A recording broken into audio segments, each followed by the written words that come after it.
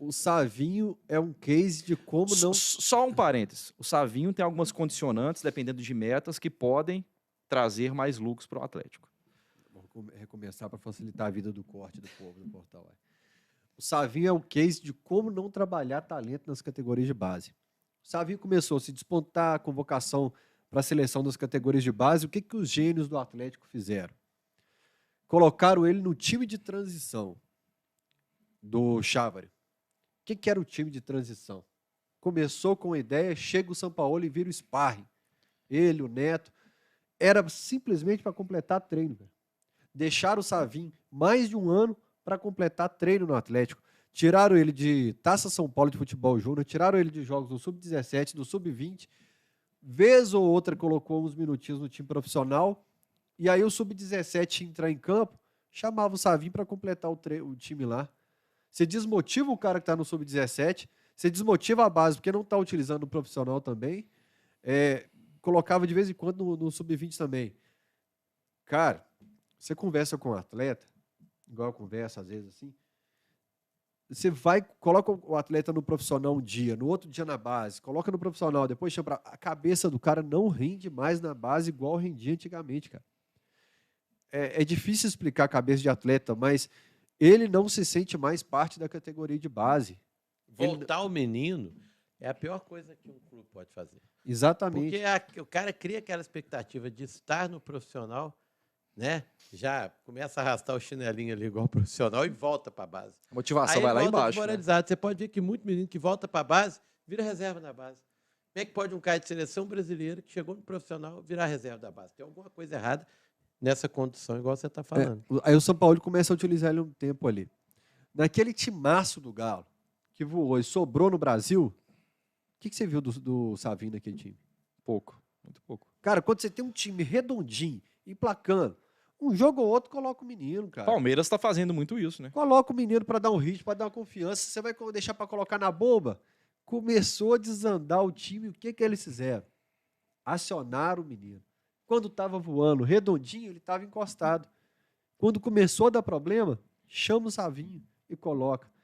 E aí vende barato. Eu acho que o Atlético vendeu o Jair barato. É um problema institucional do Atlético. Primeiro que ele tem dificuldade de captar, de formar, na transição, e tem dificuldade de vender também. Então eu acho que o Savinho, sim, não sei nem se o valor foi certo ou não foi, mas a forma como a gente manuseou o Savinho aqui foi errado. Eu acho que eu não fiquei satisfeito com a venda do Arthur, porque eu pelo queria valor ver... ou pelo rendimento eu que ele queria poderia... ver mais no América. Mas não tem jeito da diretoria segurar. Eu entendo a situação do América, né? O América não é um clube empresa, mas ele é um clube muito bem organizado e seria até uma irresponsabilidade não vendê-lo, porque depois ele machuca ou entra numa fase ruim, você perdeu 7 milhões. Né? E fazendo as contas, né, de 7 milhões por 60%, ele acabou sendo vendido por 11 milhões e 600, mais ou menos. Então, 12 milhões de euros. Isso para o América, numa venda direta, isso é muito importante. Porque o América vendia por 5 milhões para o Atlético vender, igual foi o Gilberto Silva. O Salom falou sobre isso, né? O América vendia o Fred, vendia o Richarlison, o Richarlison. O Richarlison já foi uma melhor, porque o América vendeu por 10 milhões para o... Ele ganhou na revenda, né? E ficou com 20%. Já foi um passo para o Fluminense. Danilo então, também teve ponte. Eu acho que assim, foi muito... Agora, acho que tudo é questão de condução. A América e Arthur deram muita sorte, né? Porque parece que o Arthur, a família ainda tem 20% desse valor. Então, assim, o menino vai fazer a boa agora e merece, porque lutou muito. Mas de ir para a seleção brasileira sub-20, se dá bem ser campeão, depois o Ramon Menezes ficar na principal e chamá-lo.